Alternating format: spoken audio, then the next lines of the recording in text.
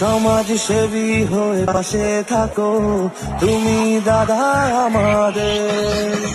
মানব দরদি বলে তোমায় চিনি, পায়ে আপদে বিপদে জড়ালে মানুষের প্রাণে প্রাণ, ভালোবাসা দিয়ে যাও অবিরাম। চন্দ্র তারা সূর্য তুমি, শতটার অভিধানে তুমি এক নাম।